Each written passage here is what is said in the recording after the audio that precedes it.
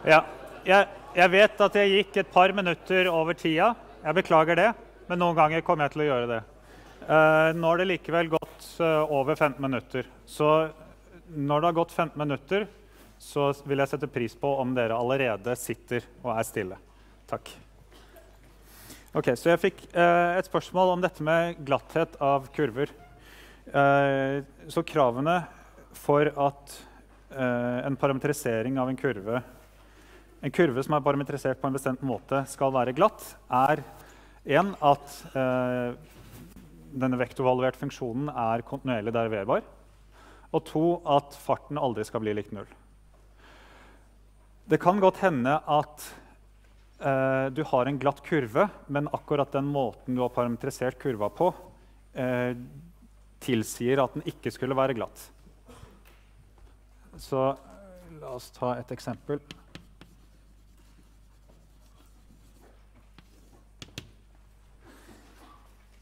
Som er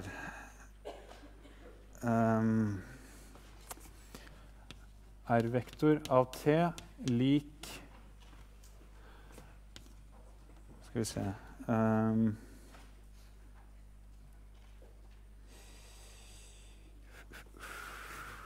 t i tredje og si jeg vet ikke, t i sjette.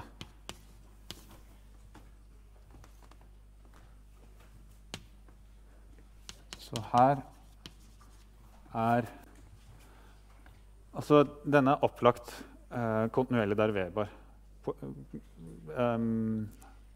Komponentene er polynomer. Alle polynomer er uendelig mange ganger deriverbare.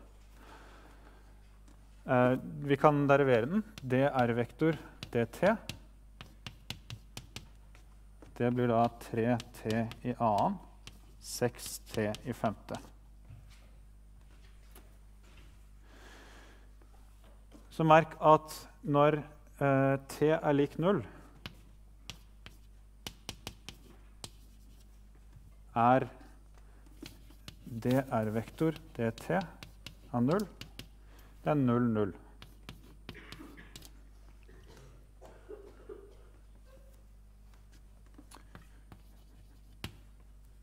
Så lengden til vektoren med komponenter 0, 0 er bare 0. Så v i 0 er roten av 0 i annen pluss 0 i annen er lik 0. Så det skulle da tilsi at kurva som er parametrisert ved dette, ikke er glatt i origo. Men det er den. Denne kurva her, det er bare en parabel.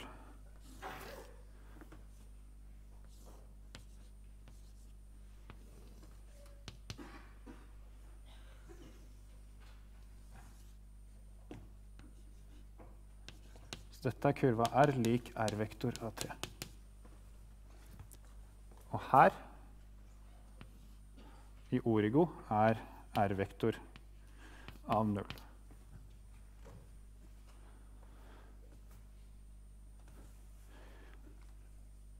Så hvordan ser vi hvordan ja hva gjør vi med dette? En riktigere definisjon av glatthet ville vært at en kurve er glatt dersom den kan parametriseres med en funksjon r av t som er kontinuerlig deriverbar og ikke har fart lik 0. Så kan parametriseres. Ikke det at en eller annen gitt parametrisering har de egenskapene, men at det finnes en parametrisering som er slik. Så da kommer vi over på parametrisering som neste kapittel handler om.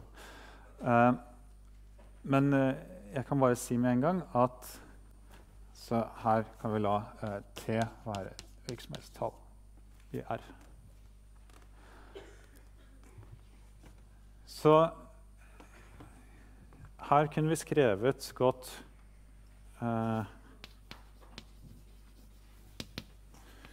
at r-vektor av t. Vi kunne skrevet dette som en funksjon av tallet t i tredje. Så vi kunne skrevet dette som t i tredje, komma t i tredje i annen. Ikke sant? Det er akkurat det samme som det her. Så nå kan jeg innføre en ny variabel som heter som er t i tredje, som vi kan kalle noe annet. Vi kan kalle den s, for eksempel. Så vi kan reparametrisere med s lik t i tredje. Så merk at når s går over tallinja, t går over tallinja, så gjør s det også. T kan oppnå vilkårlig store negative verdier, og t kan oppnå vilkårlig store positive verdier. Og den går igjennom alle tallene. Så s vil være en annen måte å gå igjennom alle tallene, bare på med en annen hastighet, om du vil.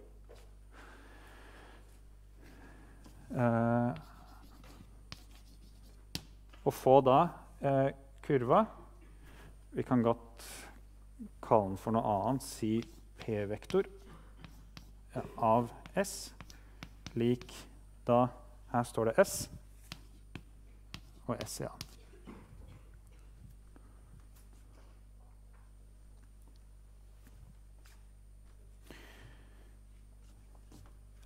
Kurva parametrisert ved den vektorvaluerte funksjonen der er akkurat den samme som denne. Det vil være den parabelen her. Hvis vi nå tar farten til denne, så får vi roten, når vi deriverer, så får vi roten av, så denne har fart.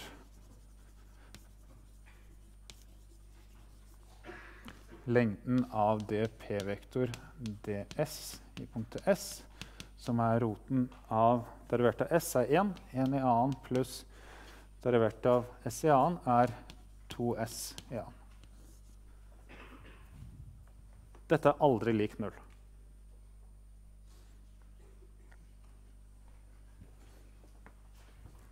Dette er til og med større enn eller lik 1, som ikke er lik 0. Så nå har vi reparametrisert denne kurva med igjen en kontinuerlig deriverbar funksjon som ikke har fart lik 0 i noe punkt. Vi har akkurat samme kurva, de tegner akkurat de samme punktene. Så dette viser da at denne kurva likevel er glatt.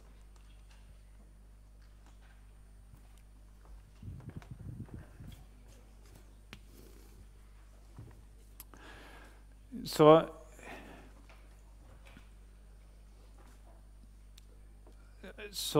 det eneste stedet hvor de eneste tilfellene hvor dette kan gå galt, at vi faktisk ikke kan finne en annen parametrisering som faktisk aldri har fart lik 0, er om du har en kurve som ser sånn ut, som har et sånn brekkpunkt. Så denne her er den. Denne kan aldri være glatt. Fordi at du skifter retning i det punktet.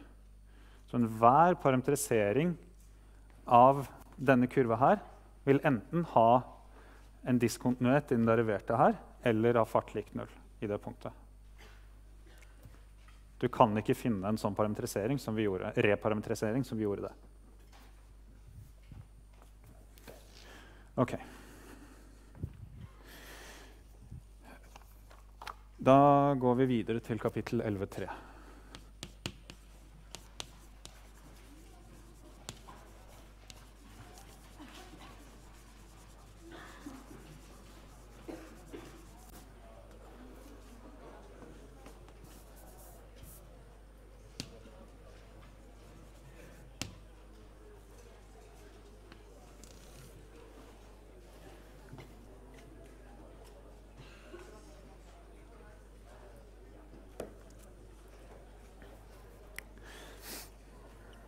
Så dere har nå allerede sett det at vi kan parametrisere kurver ved hjelp av vektorvalgerte funksjoner. Vi skal nå studere dette litt nærmere, snakke litt mer om parametrisering, og i hvert fall se måter å parametrisere bestemte kurver. Så vi kan starte med et eksempel. Så oppgaven er parametriser snittet mellom flatene gitt ved z lik x i annen og x pluss y lik 2.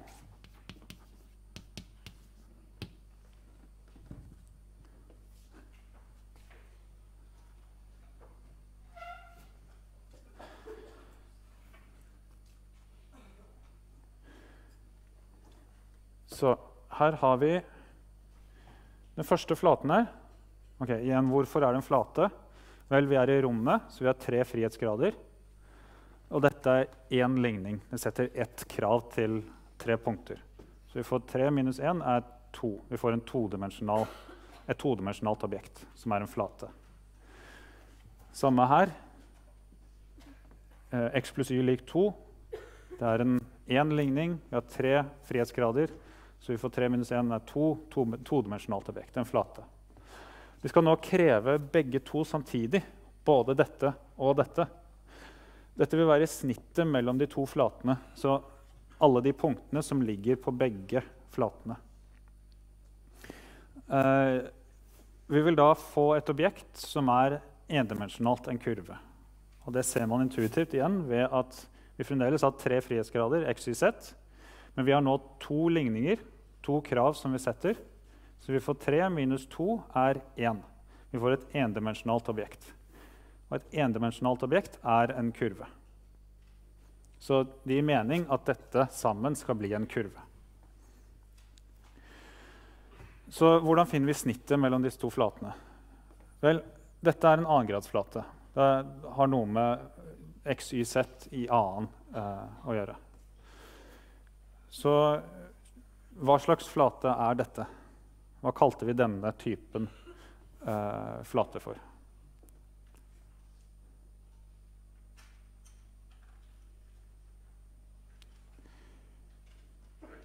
Så jeg kan gi et hint. Uttrykket avhenger ikke av y.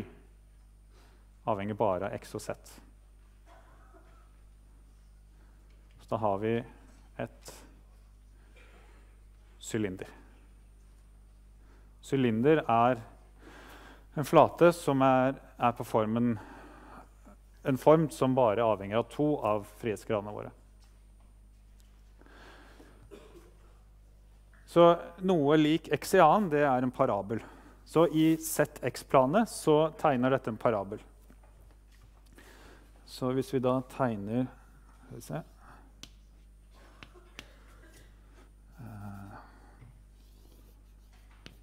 x her. Hvis vi bare tegner i ZX-planet, så ser dette ut som noe sånn. Så har vi i tillegg y-aksen. Siden denne ligningen ikke sier noe som helst om y, så kan y være hva som helst, så lenge z og x tilfredsstiller denne ligningen samtidig. Så vi får denne parabelen og alle y-verdier, alle tilsvarende y-verdier. Så det vil da være, skal vi se,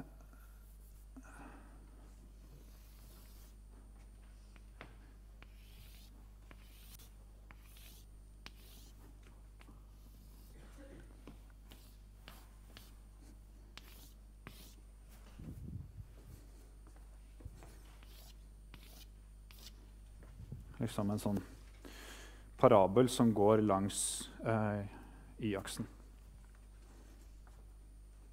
Så dette er flaten z lik x i a.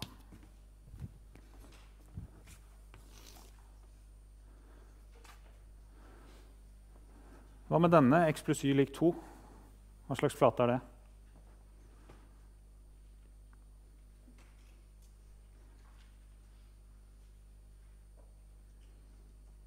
Den har ikke noe produkter mellom x, y, z. Den har ikke noe x i annen, y i annen, z i annen. Så da blir det et plan. Det er et helt rett plan. Og x pluss y lik 2 er et plan med normalvektor.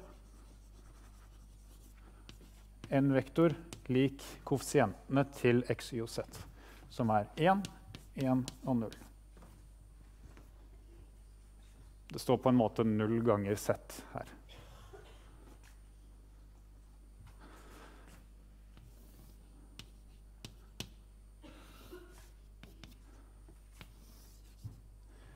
Så vektoren 1, 1, 0, hvis vi tegner den fra Origo, så går den i denne retninga. Ok, det var fryktelig dårlig planlagt. Skal vi se.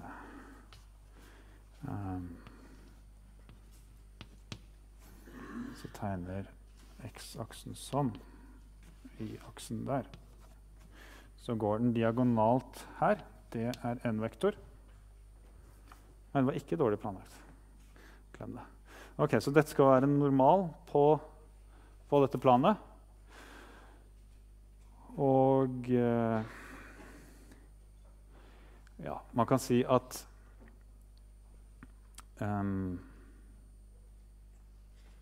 så blir det riktig.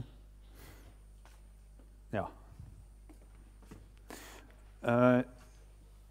Når vi da har x pluss y pluss et eller annet ganger z for eksempel, lik et eller annet tall, hvis det tallet der er positivt, så vil planet ligge på denne siden av Origo.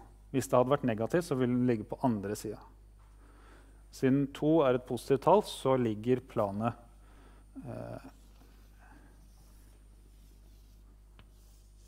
liksom på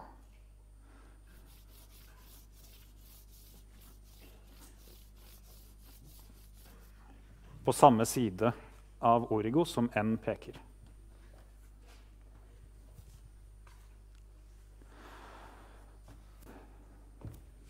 Og igjen så kan vi si at det er et sylinder, fordi at den uttrykket ikke avhenger av z, så det er helt vertikalt i z-retning. Ja, så vi skal ha snittet mellom denne sylinderparabelen her og dette planet.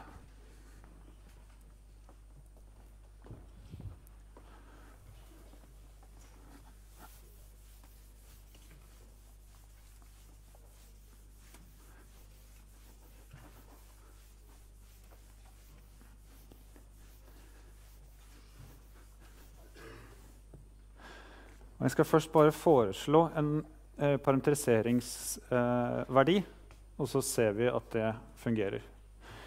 Vi trenger noe å parametrisere med hensyn på. Vi trenger en måte å gå fra en t-variabel til et eller annet punkt her. Så vi parametriserer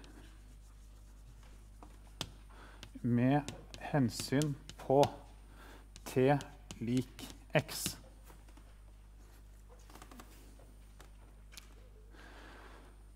Så la oss bare se at dette går.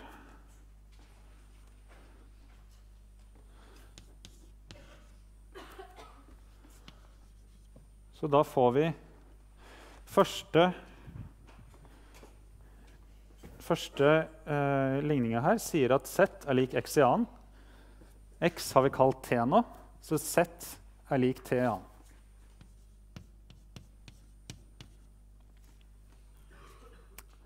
Så der har vi sett komponenten. Og så vet vi at x pluss y lik 2. X er bare t, så t pluss y skal være lik 2. Så vi løser for y og får y lik 2 minus t.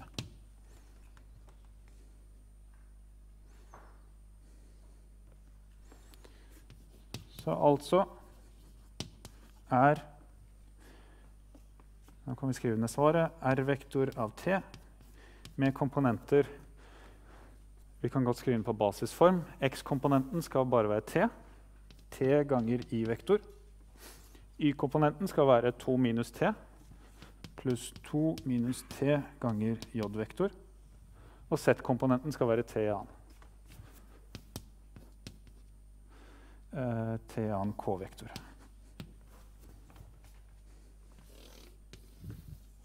Og t kan være et hvilket som helst tall. T ligger i R.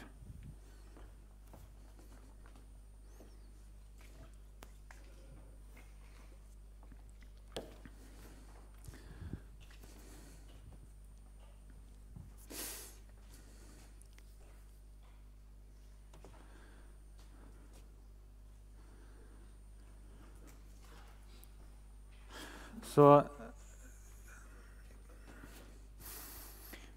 poenget med parametrisering av snitt mellom flater, du kan tenke deg at hvis du skal bygge et hus, du har en vegg som kanskje er parabelformet, og så har du et tak som er helt rett, det er et plan. Du er interessert i hvordan taket treffer veggen. Ikke sant? Du har et uttrykk for taket og for veggen. Der hvor taket treffer veggen, det vil bare være en linje. Og den linja må du ha noe informasjon om. Der må du sveise eller armere eller et eller annet. Så ved å regne deg fram til snittet mellom disse to flatene, så finner du akkurat den linja, den kurva, hvor disse to flatene møter hverandre. Og da taket møter veggen.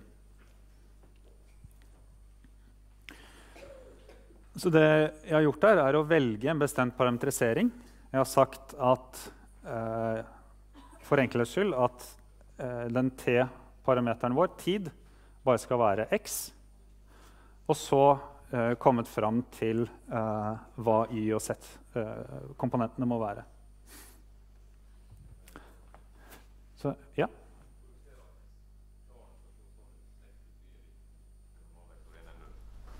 Hvordan man ser at det er et plan? Ja. Så annengradsflater har potenser eller produkter mellom de frie variablene. Så z lik x i annen for eksempel, x ganger y lik 5, og så videre. Plan har ikke det. De er bare et tall ganger x, et annet tall ganger y, pluss et annet tall ganger z, er lik en konstant. Alltid når du har så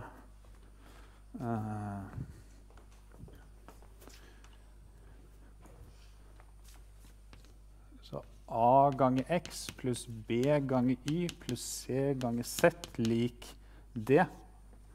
I dette tilfellet a og b det er 1, c er 0, og d er 2. Så dette er et plan. Og den vil ha normalvektor a, b, c.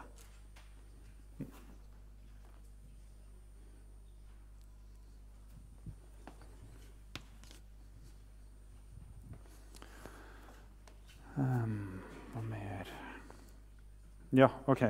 Så en annen ting. Hvordan kom jeg fram til at jeg ville parametrisere med t lik x? Vi kunne godt satt t lik y.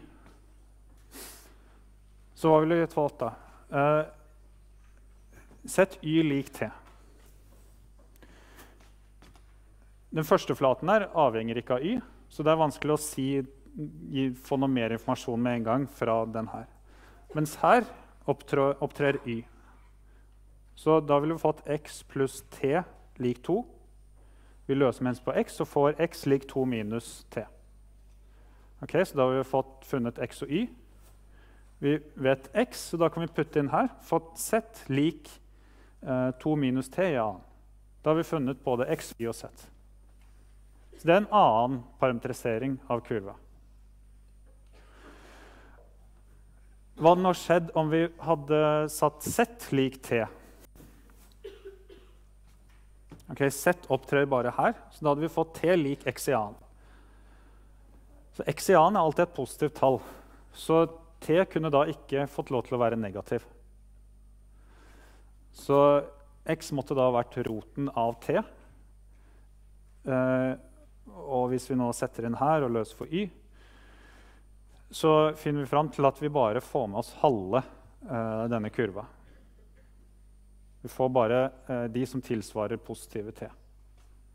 Så det er noen måter som fører fram, andre måter som ikke fører fram. Og det er mer eller mindre en treningssak å se hvordan man skal parametrisere en bestemt kurve.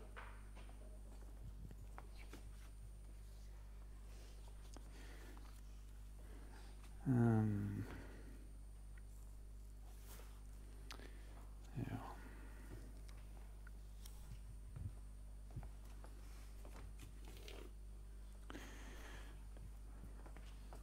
Ok, så en definisjon.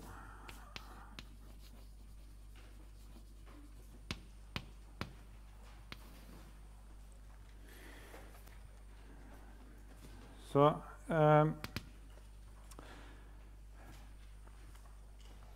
dette er bare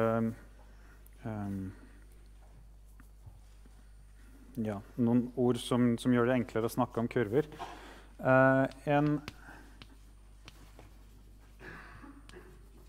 En kurve som er parametrisert ved r-vektor lik r-vektor av t. Si at t tar verdier i et intervall a til b. Den krysser seg selv.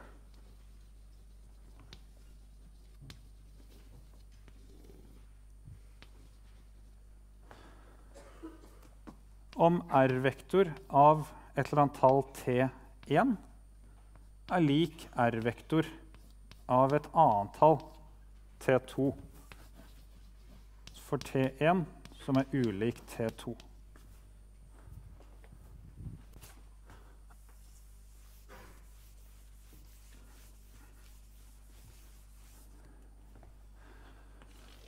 Så det vil da si at vi har en kurve som begynner her, for eksempel. Her er t lik a, som går sånn. Her er t lik b. Dette punktet her er både r av t1, r-vektor av t1, og r-vektor av t2. Så vi går i denne retningen.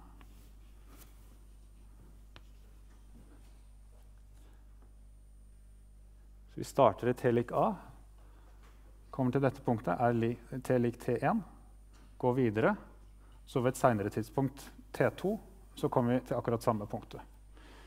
Så det er det vi intuitivt tenker på når vi sier at en kurve krysser seg selv. Den har akkurat de samme koordinatene i to forskjellige tidspunkter.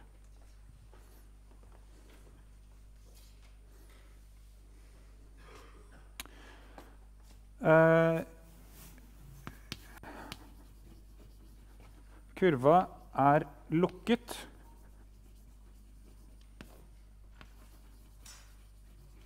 Dersom den starter og slutter i samme punkt. Det vil si at dersom r-vektor av a er lik r-vektor av b.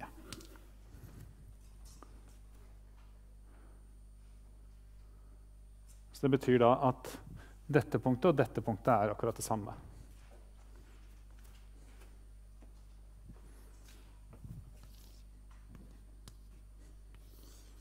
Så du starter et punkt. Det kan godt hende at den krysser seg selv, men ender i hvert fall i samme punkt. Så her er både t lik a og t lik b.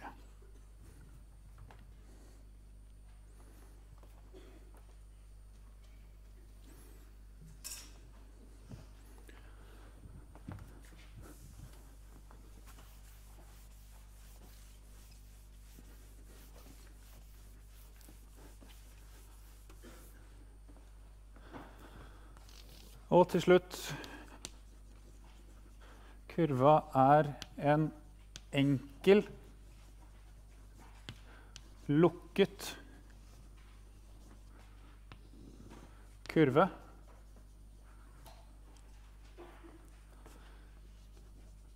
Dersom den kun krysser seg selv i endepunktene.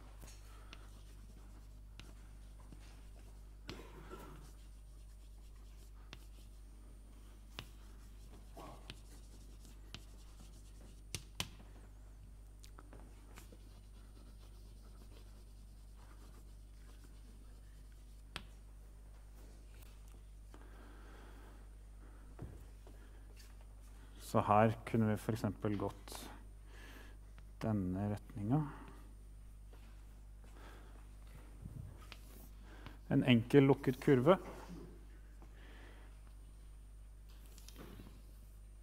Er da på denne formen.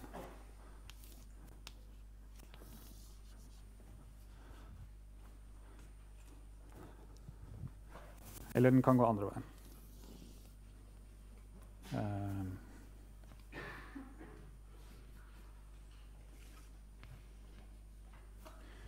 Så en enkel lukket kurve får ikke lov til å krysse seg selv, men starter og ender i samme punkt.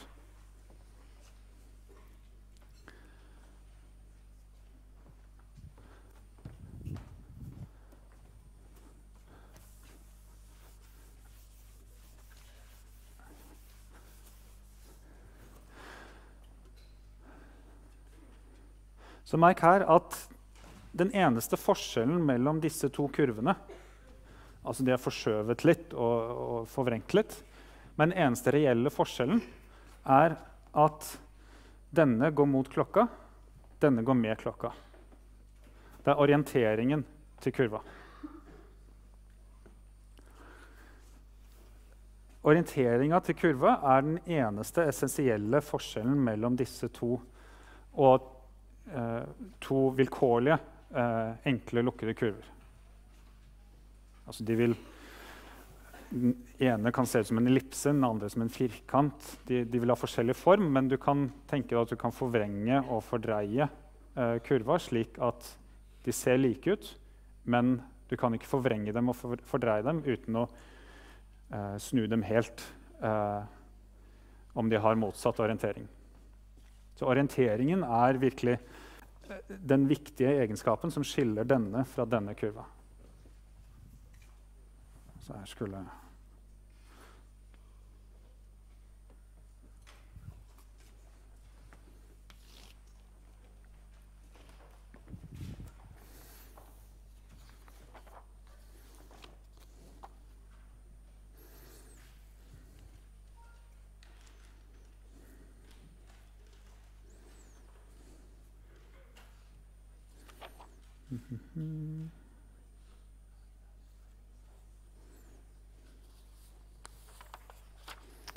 Ok.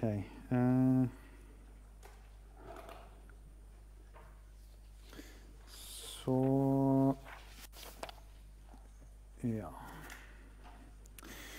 Så rekker vi vel å si noen ord om buelengde.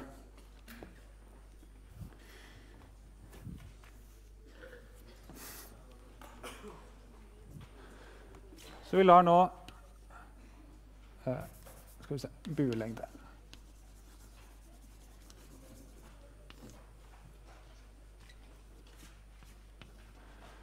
Så vi lar nå C, krøll C, være en glatt kurve.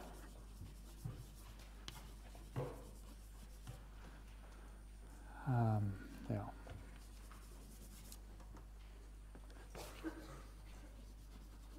Med parametrisering er vektor lik er vektor av T. T ligger mellom A og B.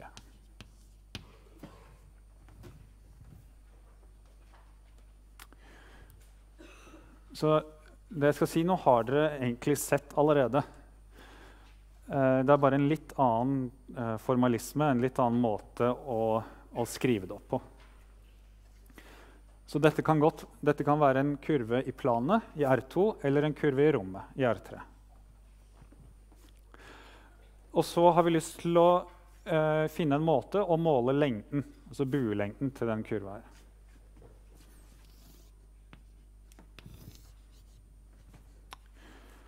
Så vi tar da,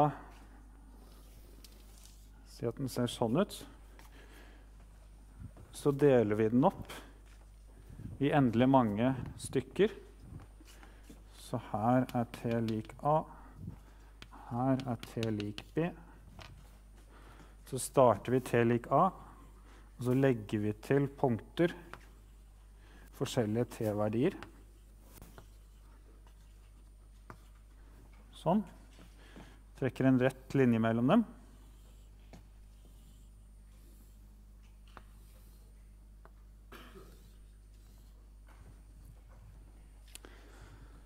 Så her er t lik t1, her er t lik t2, t lik t3, og så videre opp til, skal vi se, t lik b, som vi kan kalle for t store n.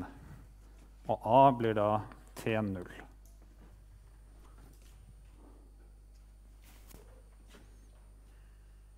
Så vi vet hva disse punktene er. Dette er r-vektor av t1, r-vektor av t2, og så videre. Så vi vet hvordan vi kan regne lengden av disse segmentene. Vi tar koordinat til dette punktet, trekker fra her, og regner lengden eller normen til den vektoren vi får.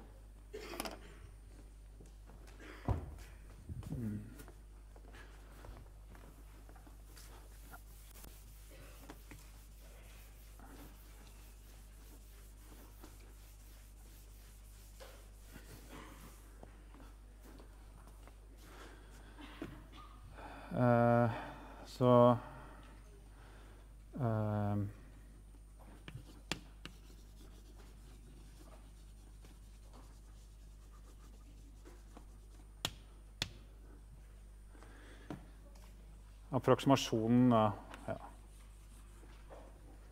Jeg bare skriver den sånn, den som jeg har tegnet med rødt, har nå buelengde.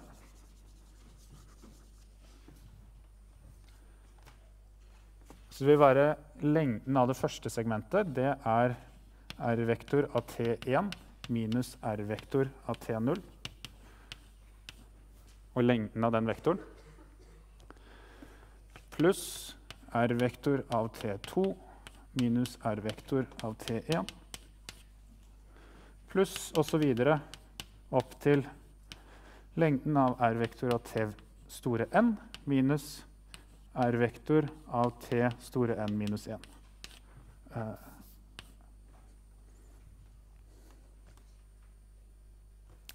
Som vi kan skrive som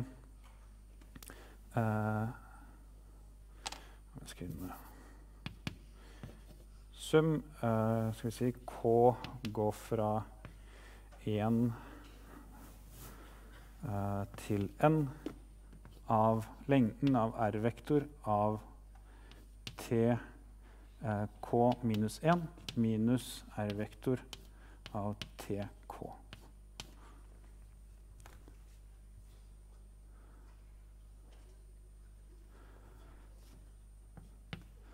Så skriver jeg dette på en spesiell måte. Igjen sum fra k lik 1 til n. Og så ganger jeg og deler med tk minus tk minus 1. R-vektor av t... Ok, jeg kunne like godt ha skrevet tk minus 1.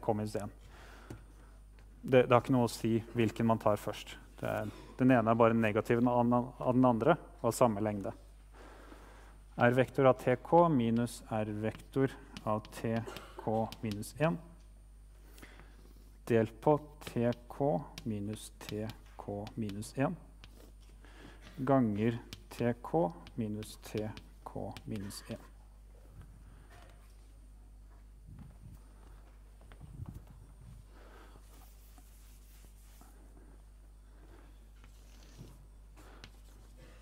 For et tall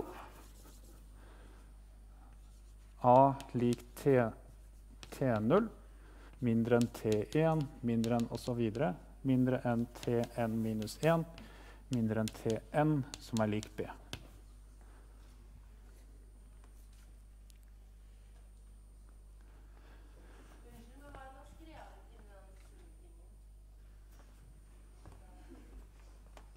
Her. Lengde av R-vektor av TK minus 1 minus R-vektor av TK. Lengde slutt.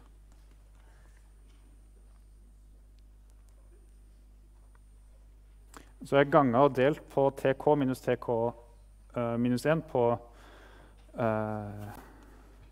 og fått dette. Så det som står inni her nå, det ser veldig ut som definisjonen av den deriverte til R i punktet TK, for eksempel. Ja.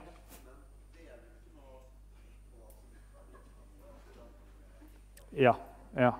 Så her burde jeg kanskje hatt absolutt verdi. Så for det første, dette er en norm. Det er en lengde av en vektor. Vi kan ta ut et tall fra en lengde og få absoluttverdien av det tallet. Så vil jeg ha absoluttverdien av TK minus TK minus 1. Men jeg har valgt disse tallene til å være økende. Så TK er alltid større enn TK minus 1. Så dette er allerede et positivt tall. Jeg trenger ikke ta absoluttverdien av det.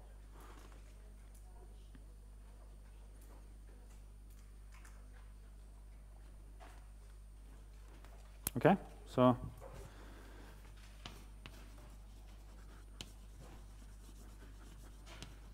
jeg har brukt at hvis du tar lengden av et tall A ganger en vektor V, så er dette det samme som absoluttverdien av A ganger lengden av vektoren V.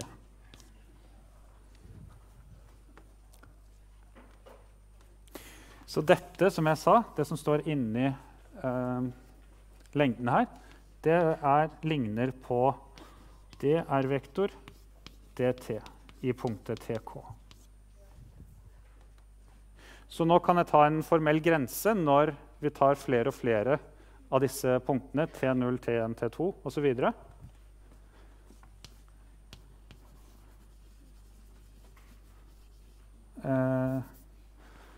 I grensa TK minus 1 går mot 0, får vi at buelengden til kurva er gitt ved vi har en sum av noe, så dette blir om til et integral. Integralet fra A til B, lengden av dr-vektor med hensyn på T i punktet T, dt. Og dette er det vi kaller buelengden til en glatt kurve.